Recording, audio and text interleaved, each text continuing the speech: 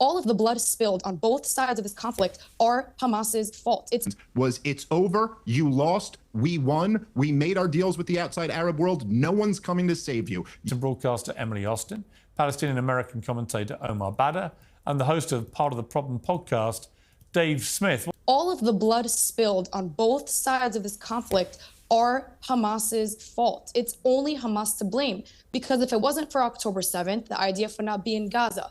If it wasn't for the hostages being in civilian apartments, guess what, Piers? There'd be no civilian casualties. Hold up. Underlying fact that you can't get away from here is that this is an asymmetrical conflict.